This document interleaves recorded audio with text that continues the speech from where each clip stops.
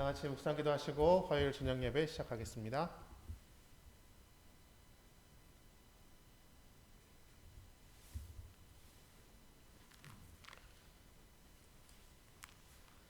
(171장) 찬미하겠습니다. 찬미가 171장입니다.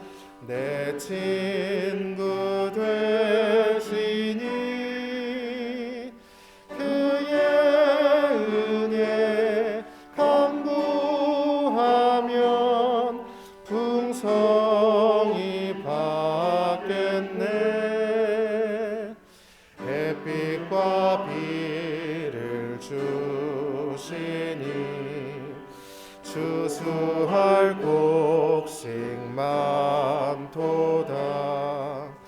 기쁜 열매 주신 이는 주 예수. 예수는 나의 힘이요 내 기쁨 되시니 그의 명령 준행하여 늘 충성하겠네. 주야로 보호하시며 바른 길 가게 하시니 의지하고 따라가리. 주 예수.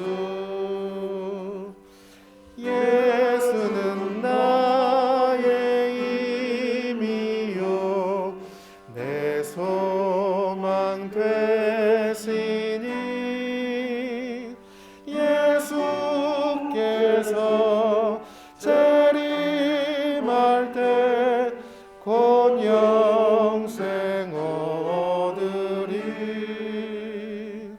한없는 복을 주시고 영원한 기쁨 주리니 나의 생명 나의 기쁨 주 예수. 기도하겠습니다. 사랑과 은혜가 많으신 우리 하나님 아버지, 우리를 안식 후 3일 동안 더 지켜주셨다가 함께 교회에 모여 주를 기억하고 함께 예배하게 하시니 감사합니다. 우리 마음 가운데 주보다 더 사랑하는 것 있습니까? 내려놓게 하시고 주 예수를 가장 먼저 된 것으로 사랑할 수 있도록 함께 해 주시옵소서. 이 시간 주의 성령 보내셔서 함께 나누는 말씀을 밝히 깨달아 할 수 있도록 도와주시옵기를 사랑이 많으신 예수님 이름으로 기도드립니다. 아멘.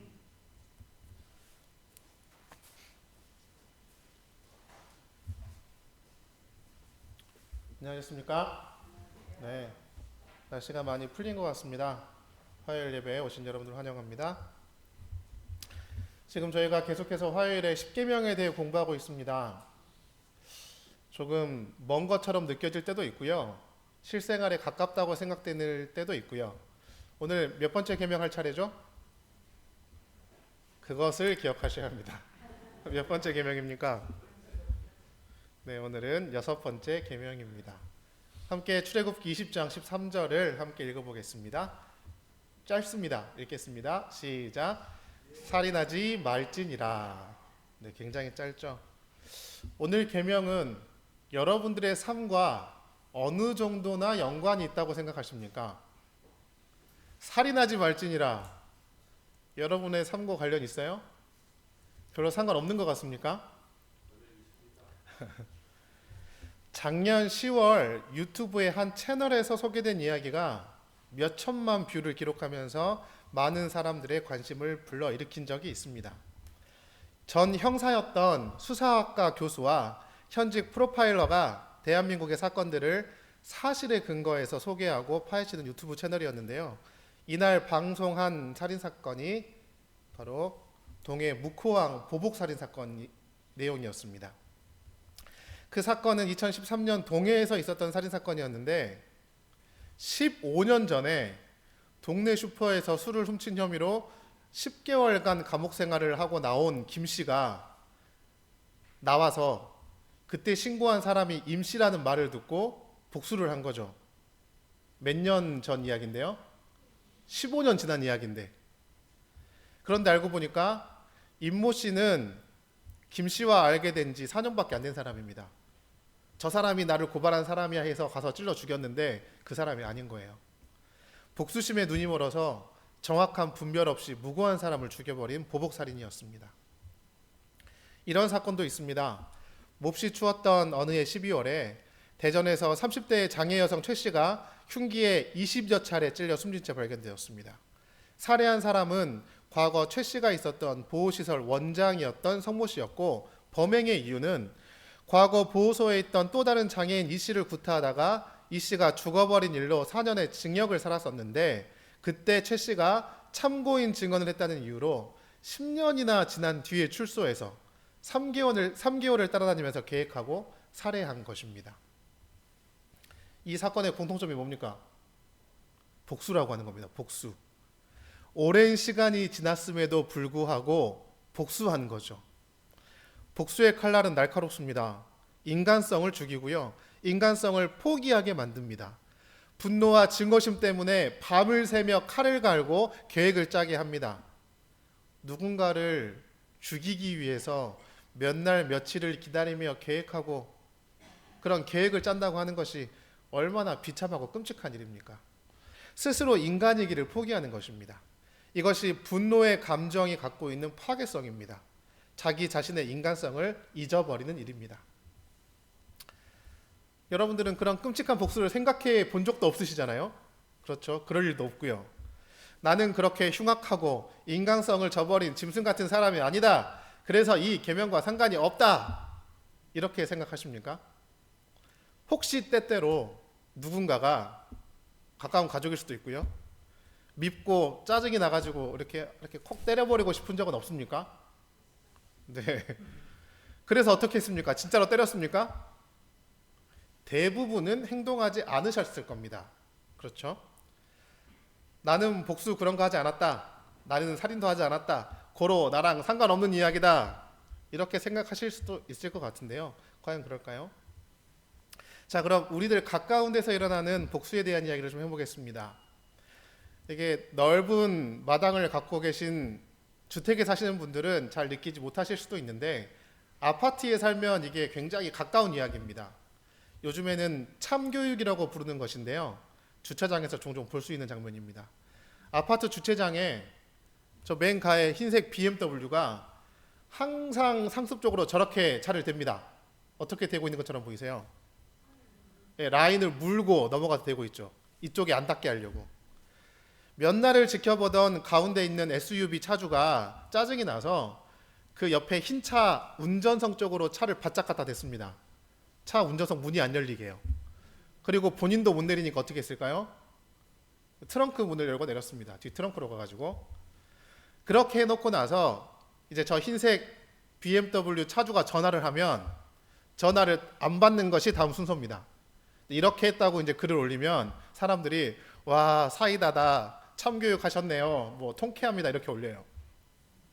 이런 것들을 보고 무개념 주차 참교육 시전 이렇게 부릅니다.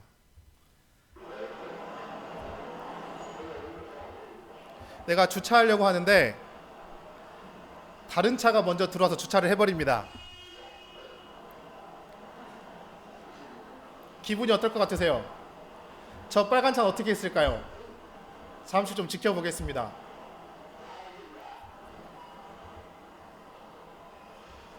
저 영상을 찍고 있던 사람도 굉장히 궁금했나 봐요.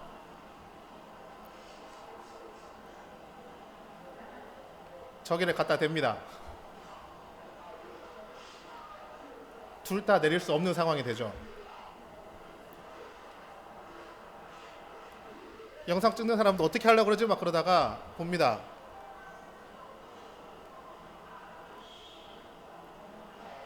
네, 저 빨간 차는 뚜껑이 열립니다.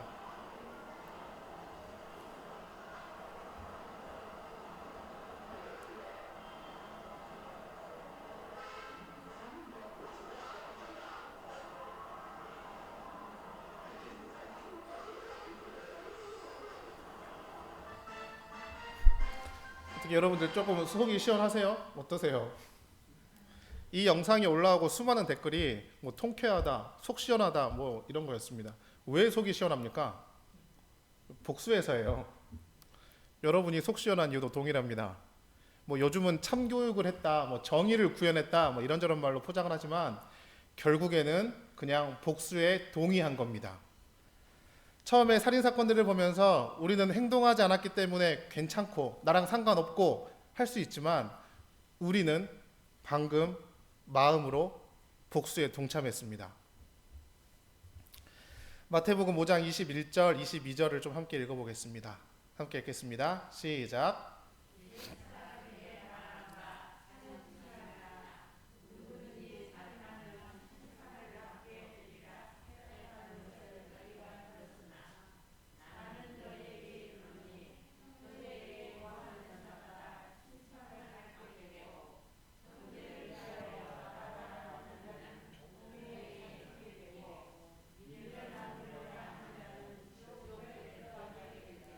요한일서 3장 15절도 함께 읽겠습니다. 시작.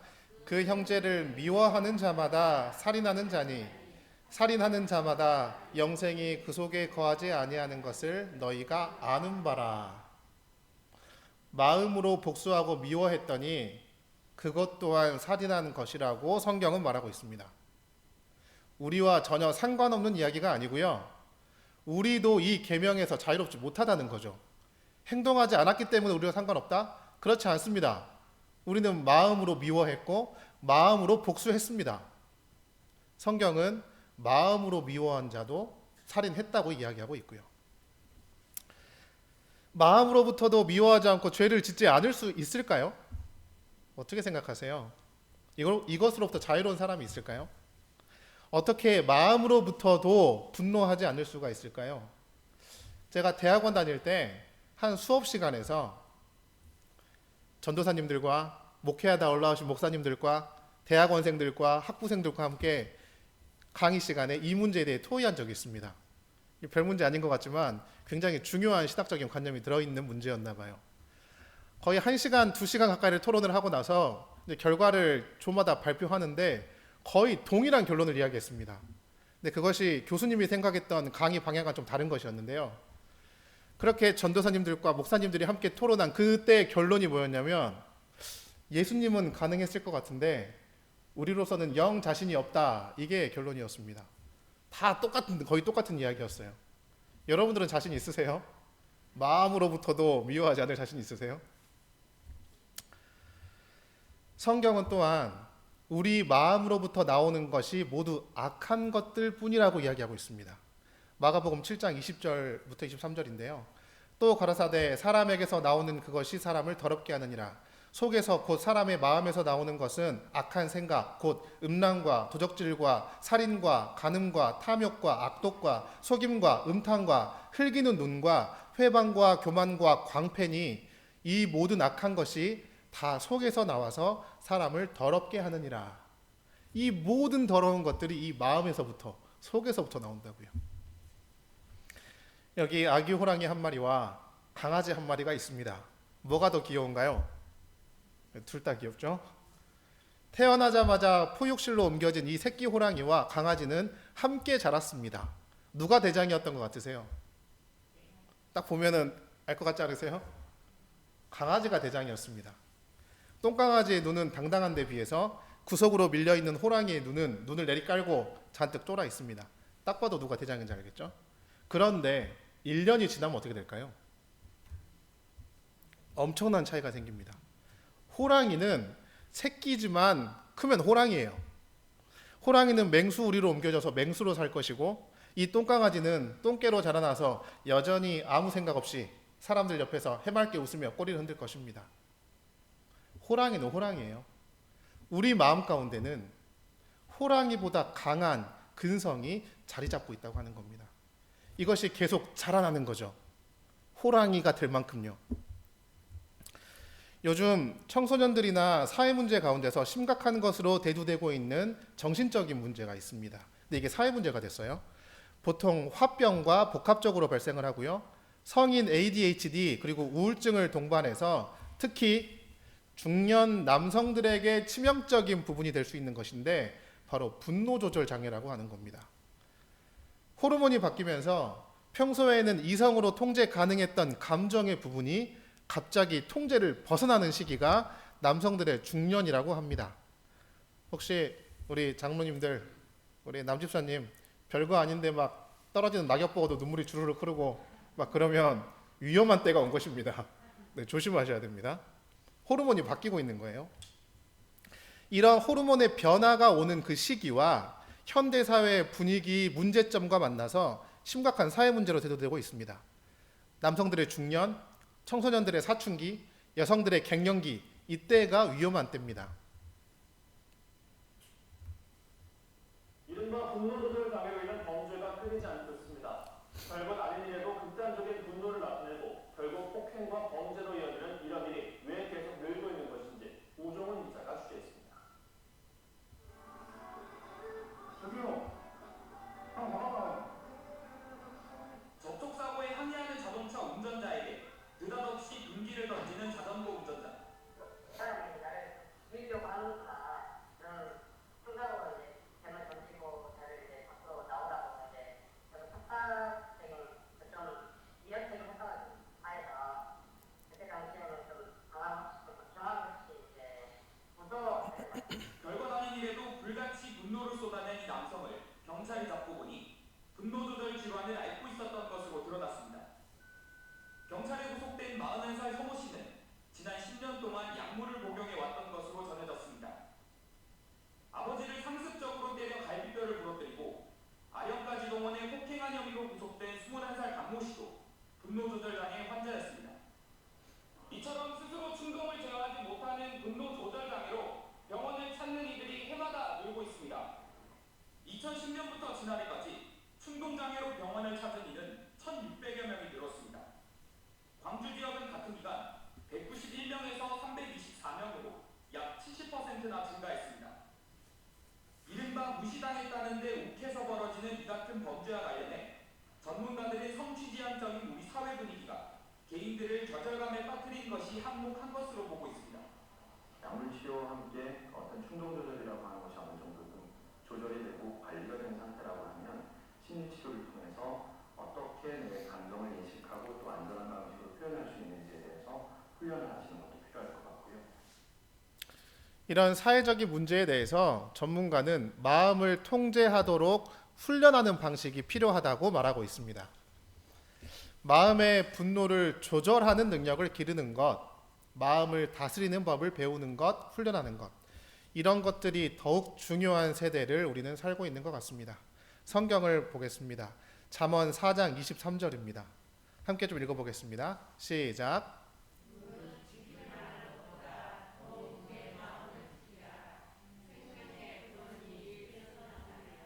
잠언 16장 32절도 좀 함께 읽어보겠습니다. 시작.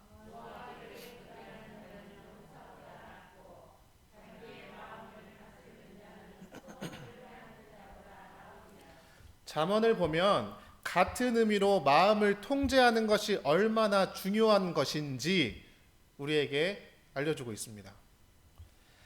살인하지 말라, 이 6번째 계명, 살인하지 말라의 참뜻은 단순히 사람을 죽이지 말아라 이 정도의 의미가 아니라 원래 우리는 악으로 기울어지는 본성을 가지고 태어났기 때문에 마음속에 언제든지 자주자주 미워하는 마음, 악한 마음이 자리 잡고 있지만 그것이 계속하여 성장하거나 발현되지 않도록 하는 것 이상으로 우리의 마음을 잘 다스려서 잘 통제하는 훈련을 해서 결국에는 미워하는 마음이 들지 않도록 훈련해라. 이것이 6번째 계명의 참 뜻입니다. 자, 그러면 어떻게 하는 것이 마음을 훈련하고 다스릴 수 있게 하는 것일까요? 제가 청년들을 담당하고 있었던 전도사 시절에 어느 안식일 오후 청년들과 함께 토의했던 내용입니다. 마음이 먼저인가 행동이 먼저인가 뭐 그런 이야기를 나누게 되었습니다. 이 이야기가 나오게 된 이유가 매월 첫 안식일 오후에 아동 보육기관에 가서 봉사를 가자라는 이 청년반 임원들의 의견에 대해서 청년들 사이에서 찬반이 갈리면서 토론이 시작된 겁니다. 하기 싫어도, 우리가 귀찮고 하기 싫어도, 봉사가 내 적성이 아니어도 그래도 가서 봉사를 하자는 쪽이 있었고요. 마음에 전혀 없는 데 가서 봉사하면 뭐하냐, 마음이 전혀 없는 행동을 하는 건 이건 좀 문제가 있는 거 아니냐, 이런 또 의견이 있었습니다. 여러분 어떻게 생각하세요? 뭐가 더 좋은 것 같습니까?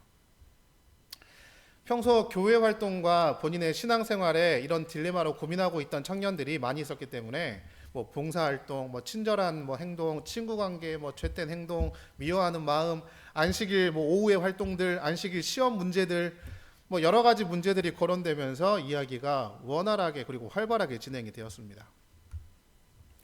행동이 먼저라고 하면요, 진심과 마음이 없는 행동, 이걸 뭐라고 부릅니까? 마음이 없어요. 진심이 없습니다. 위선, 뭐 가식 이렇게 부를 수 있겠죠.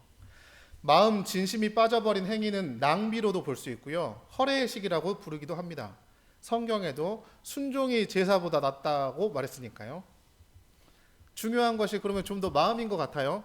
그런데 마음이 먼저여서 마음이 시키는 대로 행동을 한다고 한다면 어떤 일이 벌어질까요? 마음이 원하는 대로 하는 것은 자칫 방종과 부절제가 되기 쉽습니다. 방금 살펴봤겠지만 우리의 마음 자체가 선한 쪽으로 기울어지는 것이 없는데 어떻게 좋은 행동을 기대할 수 있을까요? 마음은 가는 대로 하면 마음이 선하지 않기 때문에 선하지 않은 행동들이 자꾸 나오게 되겠죠. 이 굉장히 아이러니하고 딜레마입니다. 많은 청년들이 혼란스러워하고 있었어요. 여러분들은 무엇이 더 중요하고 먼저인 것 같습니까? 마음이라고 하는 것은 결국 뇌의 작용입니다. 마음이라고 불리우는 뇌의 작용에는 두 가지 측면이 있습니다. 이성과 본성이라고 하는 측면인데요. 본성은 우리의 죄로 기울어지는 그 성향입니다. 그냥 게으르게 살고 싶고, 내 마음대로 살고 싶고, 방종하고 싶고, 부절제하고 싶고, 뭐 있는 만큼 다 먹고 싶고, 이게 우리 본성적인 마음이에요. 그리고 이것이 곧 행동으로 나오기가 쉽습니다. 그래서 그 본성만을 따르다 보면 방종으로 가기가 쉽습니다. 이 본성이라고 하는 것은 잘 얼르고 달랠 필요가 있습니다. 그래서 마음 먹지 않아도 자연스럽게 나오는 행동으로의 본성을 잘 통제해야 하는데 그것이 바로 이성이라고 하는 것입니다. 교육이나 모본, 결심, 의지, 양심 이런 것들 이성적인 판단에서 나온다고 보면 됩니다.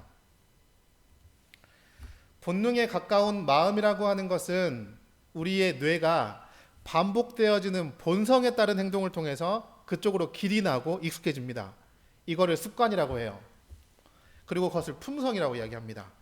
반대로 이성이 본능을 잘 통제하고 얼르고 달래서 자꾸 몸은 그게 아닌데 옳은 방향으로 행동할 수 있도록 하는 것이 인내이고요, 극기이고요, 노력이고요, 올바른 습관과 품성을 꼴지우기 위한 단계이고 노력이 되는 것입니다.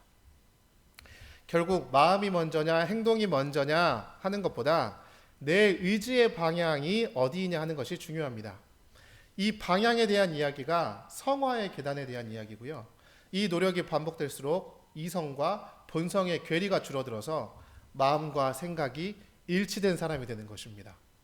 옛날에는 그냥 마음속에 이렇게 분노가 치밀어 오르면 바로 화를 내던 사람이 교회 다니고 말씀을 듣고 자꾸 깨우치면서 이성으로 그걸 통제하는 거예요. 그렇게 한 10년, 20년을 살았더니 이 사람이 어느 틈엔가 마음에 화도 잘 나지 않는 사람이 되는 겁니다. 본성과 이성이 괴리가 줄어든 거죠. 이것을 성화되었다, 품성이 꼴지어졌다라고 하는 것입니다. 사상가들이 그 시대에 미친 선한 영향력과 사람들이 그들을 따르는 이유는 바로 인생을 바꾸는 교육의 힘 때문이었습니다. 새로운 정보나 옳다고 여겨지는 원칙들에 대한 궁금증과 갈급함은 모두의 본성입니다. 진리를 막 찾아가고 싶어 해요. 내가 실천할 수 없을지라도 알고 싶어 합니다. 자기 자신을 완전히 막 나가기로 포기하지 않았다면, 선하고 바르게 잘 살아보고자 하는 욕구가 있다면 차원 높은 진리에 대해 갈구하는 것입니다. 그렇게 보고 들은 것들이 이성으로 하여금 올바른 판단을 내리게 하는 기준이 되는 겁니다. 화요일 저녁 여러분들 가장 시험에 많이 빠지실 겁니다. 일도 많고 바쁘고 피곤하고 오늘은 집에서 좀 예배 드리고 좀 쉬고 싶다, 이런 마음의 본성의 이야기가 들릴 때가 있죠. 그럴 때 왜 교회에 와서 함께 예배하는 것이 좋냐? 이성을 가꾸는 겁니다. 내 본성을 통제해 가는 거예요. 그리고 결심할 수 있는 기준을 자꾸 듣고 돌아가는 것입니다. 그렇게 보고 들은 것들이 이성으로 하여금 올바른 판단을 내리게 하는 기준점이 됩니다. 여러분들 확진자에 대한 이야기 들어보셨습니까? 코로나 확진자 말고요, 확진자 들어보셨어요? 경험도 해보셨습니까? 제가 경험해 봤습니다. 작년에 1년 동안 휴직하고 여러 가지 활동도 못하고 코로나 때문에 집에 그냥 맨날 있고 맨날 먹고 하니까 6kg, 7kg가 금방 찌더라고요. 코로나 때문에 밖에 못 나가고 하루 종일 집에서 배달 음식을 시켜 먹습니다. 그렇게 살이 확 쪄버린 사람을 확진자라고 부릅니다.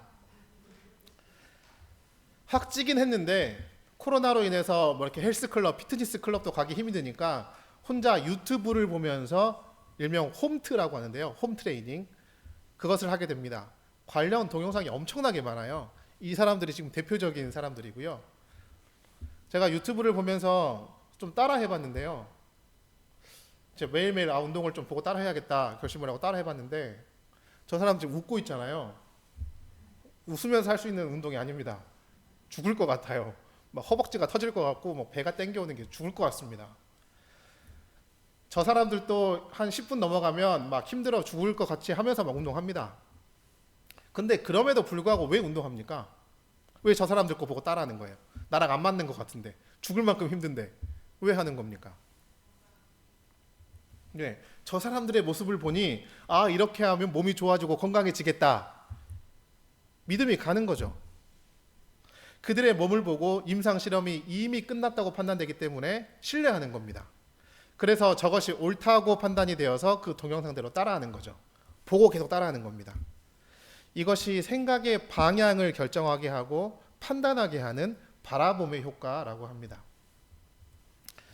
우리가 좋은 몸을 만들기 위해서 힘들어 죽겠지만 저 운동을 보고 따라하는 것처럼, 성경에서는 우리가 우리 본성을 통제하고 올바른 사람으로 성장하기 위해서 바라보라라고 하는 게 있는데요, 성경은 그것을 성경이라고 이야기를 하고요, 다시 말하면 이것입니다. 바로 그리스도를 바라보라라고 하는 것입니다. 말씀이 증거하는 것이 바로 그리스도이십니다. 그분의 모본, 신으로서가 아니라 연약한 인간으로서 우리와 같은 고초를 겪으신 그리스도께서 이기시는 그 모본을 바라보라라고 하는 겁니다. 단순히 그분이 하셨기 때문에 우리도 할 수 있다 뭐 이런 게 아니고요, 그분이 자신의 신적인 속성이 아니라 본인의 인간적인 속성으로 하나님께 의지함으로 시험에서 이기셨기 때문에 우리도 우리의 자아가 아니라 그리스도께 의지함으로 시험에서 이길 수 있다고 말하고 있는 겁니다. 우리의 경험을 누구보다도 잘 아시는 그분이 우리를 도우십니다. 로마서 11장 24절을 좀 함께 읽어보겠습니다. 읽겠습니다. 시작.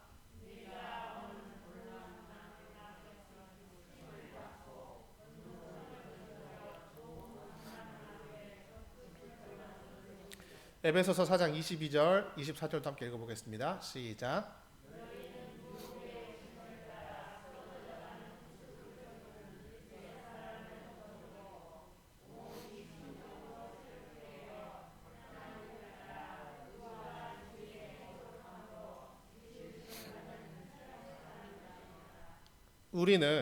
우리 자신은 유혹의 욕심을 따라 썩어져가는 구습을 좇는 옛 사람, 악한 본성의 원돌 감람나무인데, 우리는 그런 사람인데, 우리의 이성을 통해 말씀하시는 성령의 음성을 따라서 그리스도라는 좋은 감람나무에 접붙임이 되어서 그리스도의 품성을 따르는 새 사람으로 거듭나고 꼴지어 간다라고 하는 것입니다.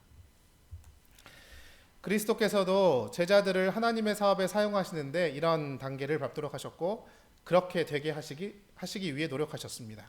사도행전에 보면 이렇게 기록합니다. 다양한 천성과 생활 습관을 가진 그들이 부름받은 그 사업을 성공적으로 수행하기 위하여는 감정과 사상과 행동을 일치시켜야 할 필요가 있었다. 그리스도께서는 그 연합을 이루시려고 목적하셨다. 그분은 이 목적을 위하여 그들을 당신과 연합시키고자 애쓰셨다. 사도행적에 그렇게 놀랍게 하나님의 일을 했던 그 제자들, 사도들조차 우리와 똑같은 마음으로 복수하고 마음으로 화를 내고 살인하지 말라라고 하는 이 계명에서 절대 자유로워질 수 없는 원돌 감람나무였다고 하는 거죠. 그런 그 제자들을 예수님은 감정과 사상과 행동을 일치시키시려고 계획하셨고 그렇게 만드셨다고 하는 겁니다. 그리고 그들이 그렇게 만들어졌습니까? 만들어졌죠. 우리는 어떻게 될까요? 그리스도를 바라보고 따른다면 만들어질 것입니다. 각시대 대쟁투 555페이지 이렇게 기록합니다. 지적, 영적인 면 모두에서 바라봄으로 변화하게 된다는 것은 하나의 법칙이다. 사람의 마음은 숙고하도록 허락된 사물에 점차적으로 적응된다. 그러므로 마음은 습관적으로 사랑하고 존경하는 것에 동화된다. 마음이 우리가 습관적으로 바라보는 것에 동화된대요. 우리가 습관적으로 예수님을 바라보면 우리의 그 악한 마음이 예수님과 동화된다고 하는 거죠. 바뀐다고 하는 겁니다. 우리는 바라봄으로써 변화하게 될 것입니다. 그리스도를 닮아가고자 하는 열망, 그 바라봄이 우리의 마음을 변하게 하고요. 행동을 만들고요. 그 행동을 반복하게 하면서 습관이 되게 하고요. 결국 품성이 되게 하는 겁니다. 믿음의 주여 또 온전케 하시는 이인, 함께 큰 소리로 읽어보겠습니다. 예수를 바라보자. 생각의 방향성이 결정되고 그 열망이 행동이 되고 반복되는 행동이 습관이 되고 마음과 행동이 일치되고 그 습관이 품성이 되고 그리스도와 같아지는 그때에, 분명히 그때가 올 것이지만 분명히 오래 걸릴 겁니다. 금방 이루어지지 않을 거예요. 그러나 우리를 도우시는 온전케 하시는 이인 예수님을 바라보며 나아가기로 결심하십니까? 우리나라의 건국 신화는 단군 신화입니다. 우리는 하나님을 믿는 사람들이기 때문에 뭔 그런 쓰잘데기 없는 소리가 있냐 뭐 이렇게 생각하실 수도 있겠지만, 오늘 이 단군 신화를 그리스도적인 관점에서 이해해 보면서 오늘 이야기를 요약하고 정리해 보려고 합니다. 호랑이와 곰이 동굴에서 100일 동안 마늘과 쑥만 먹고 지냅니다. 참는 거죠. 원래 얘네들은 뭐 먹고 사는 애들입니까? 고기 먹고 사는 애들이죠. 육식과 맹수로서의 야수성이 그들의 본성입니다. 그런데 그들이 왜 100일 동안 마늘과 쑥을 먹으면서 참습니까? 이게 뭐 건강에 좋다고 해서 그렇게 참습니까? 사람이 되기 위해서요. 환웅이 너네 100일 동안 그렇게 하면 사람 될 거야 라고 이야기를 했기 때문에 사람 되기 위해서 그렇게 하는 겁니다. 바라봄에 열망이 생겼기 때문에 자신의 본성을 이기는 행동을 100일 동안 반복하면서 습관이 되도록 하고 품성이 되도록 한 것입니다. 그것이 잘 되지 않았던 호랑이는 뛰쳐나가서 계속해서 짐승으로 살았고, 100일을 견뎌낸 곰은 결국 어떻게 됐어요? 사람이 돼서 환웅과 결혼해서 당군을 낳고 한민족을 이뤘다. 그런 말도 안 되는 이야기가 우리나라의 건국설화죠. 근데 잘 생각해 보면 비록 미신 같은 신화지만 우리 그리스도인으로서의 모습과 유사하지 않습니까? 긴 시간 동안 자아를 꺾는 인고의 세월을 통해서 깎이고 연단되어서 품성의 결정을 이루어내서 결국 어떻게 돼요? 그리스도와 같은 사람이 되는 겁니다. 그리스도와 같은 사람이요. 생각이 바뀌면 행동이 바뀌고, 행동이 바뀌면 습관이 바뀌고, 습관이 바뀌면 인격이 바뀌고, 인격이 바뀌면 인생이 바뀐다. 이 문구를 모두 한 번쯤 들어보셨을 겁니다. 성화의 계단에 비추어 이 문구를 많이 인용하기도 합니다. 미국의 저명한 심리학자인 윌리엄 제임스가 했던 말인데요. 생각이 사람의 행동과 인생을 결정하게 된다라고 하는 이야기죠. 얼마나 통찰력 있는 말입니까? 신화든 설화든 우리 민족은 이런 민족 정서를 바탕으로 성장했습니다. 이 이야기를 두고 우리의 모습을 돌아볼 때 우리는 그리스도를 바라봄으로, 그 열망으로 우리의 자아를 이기는 인고의 시간들을 성실하게 이겨내고 그리스도와 같은 사람, 하늘에 들어가기에 적합한 품성의 사람으로 변화해야 하는 것입니다. 그렇게 환웅과 결혼해서 한민족이 만들어졌듯이 우리 신랑이신 예수님과 만나서 하늘나라의 백성을 이루고 사는 거죠. 우리의 마음을 잘 다스려서 바라봄으로 변화되는 우리 모두가 되기를 바라면서 말씀을 마치겠습니다. 함께 기도하겠습니다. 사랑과 은혜가 많으신 우리 하나님 아버지, 죄 많고 연약한 우리들을 주의 자녀로 불러주시니 감사합니다. 그리고 죄로부터 이기는 모본을 보이시고 우리를 온전케 하시겠다고 약속하시니 감사합니다. 우리가 매일 매순간 우리의 부족함과 세상의 화려함을 바라보는 것이 아니라 믿음의 주요 또한 온전케 하시는 이인 예수를 바라볼 수 있도록 도와주시옵소서. 그리하여서 그 오랜 시간을 갈고 닦고 우리의 마음을 잘 다스림으로 주의 품성에 걸맞는 올바른 그리스도인으로 잘 성장할 수 있도록 도와주시옵소서. 주께서 우리의 삶을 지키시고 인도하여 주시옵기를 사랑이 많으신 예수님 이름으로 간절히 기도드립니다. 아멘.